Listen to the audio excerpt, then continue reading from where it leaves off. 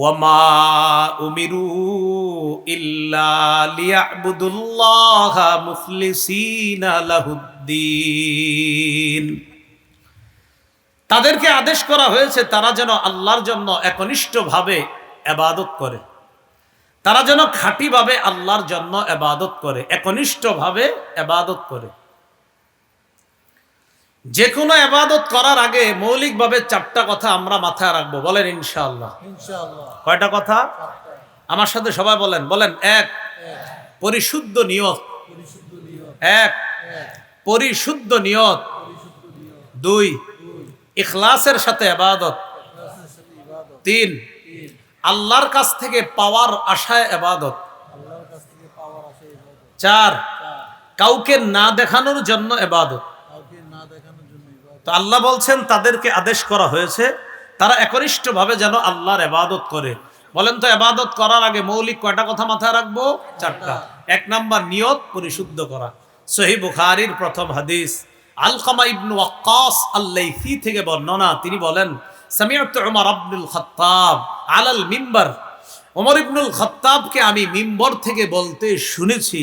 তিনি বলেন, সামিআতু রাসূলুল্লাহ সাল্লাল্লাহু আলাইহি ওয়াসাল্লাম ইয়াকুল, আমি আল্লাহর নবীকে বলতে শুনেছি, ইন্নামাল আমালু বিন্নিয়াত, আমলের প্রতিদান নির্ভর করে নিয়তের উপর। বলেন, আমলের প্রতিদান কিসের উপর? নিয়তের উপর। এগুলো এক নাম্বার। দুই, ইখলাসের সাথে আমলটা করা। ওই আজকে যেটা বললাম, ইল্লা লিয়াবুদুল্লাহা মুখলিসিনা লাহুদ্দিন, আনুগত্যকে আল্লাহর জন্য খাঁটি করে ইখলাসের সাথে ইবাদত করা। তিরমিজির বর্ণনা 2029 নম্বর হাদিস, 39 নম্বর হাদিস। আবার ইবনে মাজারও বর্ণনা আসছে 3056 নম্বর হাদিস। এই হাদিসের মধ্যে আসছে, সালাসুন লা ইউগিল্লু আলাইহিন্না কলবু মুমিন, তিনটি বিষয়ে মুমিনের অন্তর প্রতারণা করতে পারে না। তিনটি বিষয়ে মুমিনের অন্তর প্রতারণা করতে পারে না। কয় বিষয়? এক নাম্বার, ইখলাসুল আমালি লিল্লাহ, মুমিন আমল করবে খালেস ভাবে আল্লাহর জন্য। এই আল্লাহর জন্য মুমিন ইবাদতকে খালেস করার ক্ষেত্রে তার কলব কখনো প্রতারণা করতে পারে না। দুই নাম্বার,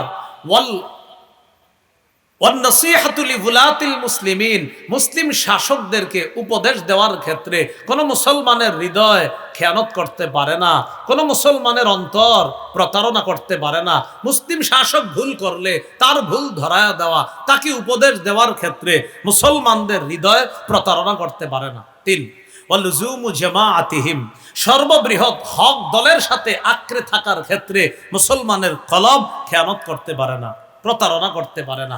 হক বড় দল, এই বড় দলের সাথে সব সময় নিজেরে লাগায়া রাখার ক্ষেত্রে কলব প্রতারণা করতে পারে না। যাই হোক, বলছিলাম চারটা কথা। এর মধ্যে দুই নম্বর হলো ইখলাসের সাথে আমল করা। তিন, আল্লাহর কাছ থেকে পাওয়ার আশায় যে কোনো ইবাদত করা। আল্লাহর কাছ থেকে পাওয়ার আশায় যে কোনো ইবাদত করা।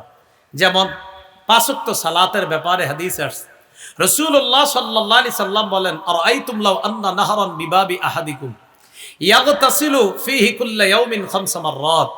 আচ্ছা, তোমাদের কারো বাড়ির সামনে একটা পুকুর আছে, এই পুকুরের মধ্যে ওই ব্যক্তি দৈনিক 5 বার গোসল করে। হাল ইয়াবকা মিন দারানিহি শাইউন, আচ্ছা তার শরীরে কি কোনো ময়লা থাকবে? বলেন তো আপনারা, বলেন। যেমনি ভাবে 5 বার গোসল করলে তার শরীরে কোনো ময়লা থাকবে না, ফাযালিকা মিসলুস সালাওয়াতিল খামস ইয়ামহুল্লাহু বিহিন্নাল খাতায়া, কেউ যদি 5 ওয়াক্ত নামাজ পড়ে তার জিন্দেগীর গুনাহগুলাও আল্লাহ ওই 5 বার গোসল করলে যেমন ময়লা সাফ হয়, 5 ওয়াক্ত নামাজ পড়লেও আল্লাহ তার গুনাহগুলা সাফ করে দেয়। সুবহানাল্লাহ। তাহলে ইবাদত করতেছি আল্লাহর কাছ থেকে পাওয়ার আশায়, আল্লাহ গুনাহ মাফ করবে। কি মাফ করবে? আল্লাহ গুনাহ মাফ করবে, এই আশায় আমরা ইবাদত করতেছি। আবু দাউদের একটা বর্ণনা আসছে, কথার কথা, 516 নম্বর হাদিস। রাসূলুল্লাহ সাল্লাল্লাহু আলাইহি সাল্লাম বলেন, আল মুআজ্জিনু ইউগফারু লাহু মাদা সাউতি, মুয়াজ্জিন আজান দেওয়ার পর তার আজানের মিটার যতটুকু পর্যন্ত যায়, আওয়াজ যতটুকু যায়, এই পরিমাণ মানে ব্যাপকভাবে তার গুনাহগুলা ক্ষমা করে দেওয়া হয়। সুবহানাল্লাহ। ওয়া ইয়াশহাদু লাহু কুল্লু রাতবিন ওয়া ইয়াবিস, যত শুকনা ভিজা জিনিস তার আজান শুনছে, কিয়ামতের ময়দানে সবাই তার পক্ষে সাক্ষী দিবে। তাহলে যে আজান দিবে আসে আজান দেওয়া যে আল্লাহ আমারে মাফ করবে, আর শুকনা ভিজা সবাই আমার পক্ষে সাক্ষী দিবে, এই যে আল্লাহর কাছ থেকে পাওয়ার আশায় ইবাদত করা, এগুলো 3 নাম্বার। 4 নাম্বার মানুষকে না দেখানোর জন্য ইবাদত করা। বলেন মানুষকে না দেখানোর জন্য, যেমন আলেম এলেম শিখছে, এলেম শিখার পর তার টার্গেট হলো আমি মানুষের দেখামু, আমি মানুষকে দেখামু, নাউজুবিল্লাহ, পরিণতি কি হবে? জাহান্নাম। নাসাইর একটা বর্ণনা শুনলে আমাদের স্পষ্ট বুঝে আসবে, 3140 নম্বর হাদিস। এই হাদিসের মধ্যে আসছে আল্লাহ রসুলকে বলা হলো আর আইতা রাজুলান, হুজুর ওই ব্যক্তির ব্যাপারে আপনি কি বলেন? গাজা, যে ব্যক্তি জিহাদ করেছে, টার্গেট ইয়ালতামিসুল আজরা ওয়া যিকরা মা লাহু ইয়া রাসূলুল্লাহ। হুজুর এক ব্যক্তি জিহাদ করছে, জিহাদে তার নিয়ত হলো প্রতিদান পাওয়া আর নাম কামানো, 2টা নিয়ত, একটা হলো প্রতিদান পাবে আর একটা হলো নাম কামানো, আমারে মানুষ বীর বাহাদুর বলবে। এই জন্য নবীজি সাল্লাল্লাহু আলাইহি সাল্লাম বললেন লা শাই আলাহু, সে কিছুই পাবে না। আদাহা সালাসা মাররাত, প্রশ্নটা নবীরে 3 বার পুনরাবৃত্তি করা হলো নবীর কাছে।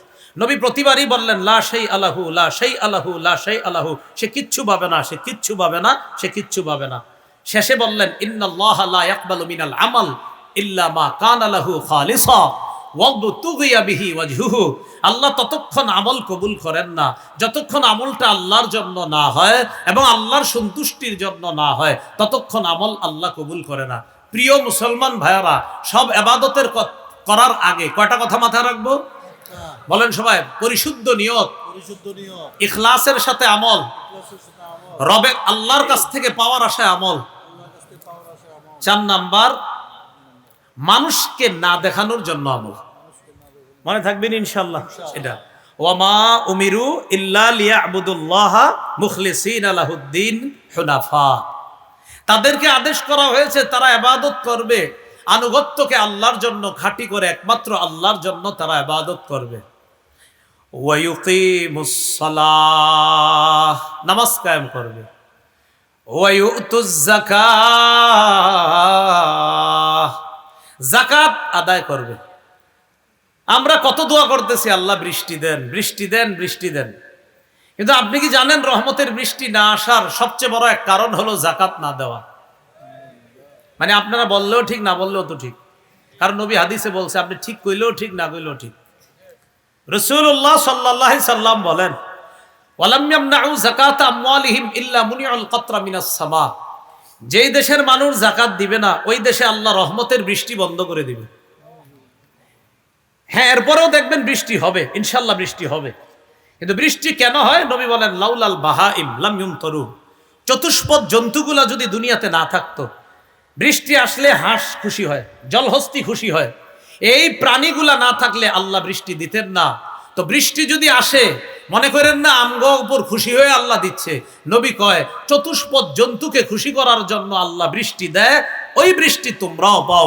মনে রাখবা, তোমাদের অপরাধের কারণে আল্লাহ রহমতের বৃষ্টি বন্ধ করে রাখে, ওইটা দেয় না। প্রাণীদেরকে আনন্দ দেওয়ার জন্য বৃষ্টি আল্লাহ দেয়, সেটা তোমরাও পাও। তা আমাদের দেশে যাকাত অনাদায়কারীর সংখ্যা কম না বেশি? প্রচুর মানুষ যাকাত দেয় না। দিলেও 1 লক্ষ যাকাত, 20,000 টাকার শাড়ি লুঙ্গি কিনে পরের দিন গরিবদেরকে বাসার সামনে সিরিয়ালে দাঁড় করায়া ফেসবুকে ছবি উঠায়া ফেসবুকে স্ট্যাটাস দেয়, আলহামদুলিল্লাহ মানুষকে সেবা করতে পেরে আমি অনেক খুশি। 20,000 টাকার লুঙ্গি শাড়ি দিলেন, বাকি রইল কত যাকাত? 80,000 টাকা। কিয়ামতের ময়দানে 20 ধর সাপ হয়ে আপনার মুখের সামনে এসে বলবে আনা কানজুকা আনা মালুকা। সহিহ বুখারীর বর্ণনা, আমি তোমার সঞ্চিত সম্পদ, আমি তোমার সঞ্চিত সম্পদ, আমি তোমাকে খাবো, আমি সেই সম্পদ যেটা তুমি যাকাত দাও নাই। সহিহ মুসলিমের বর্ণনা, কিয়ামতের ময়দানে এক ব্যক্তির সম্পদ পাত বানানো হবে, লন্ডির মতো স্ত্রীর মতো বানিয়ে এটা দিয়ে তার কপাল পার্শ্ব পিঠে সেক দেওয়া হবে। কতদিন? নবী কয় 1 দিন। কয়দিন? 1 দিন। তো 1 দিন তো বেশি না। সাথে সাথে বলে কানা মিকদারুহু 50 আলফা সানা, 1 দিনের পরিমাণ হবে মাত্র 50,000 বছরের সমান। কয় হাজার? 50। এটা কে কয়? যে যাকাত আদায় না করে। বলেন এটা কে? যে জি, যে যাকাত আদায় না করে জাহান্নামে যাওয়ার আগেই 50,000 বছর। সহিহ মুসলিমের বর্ণনা।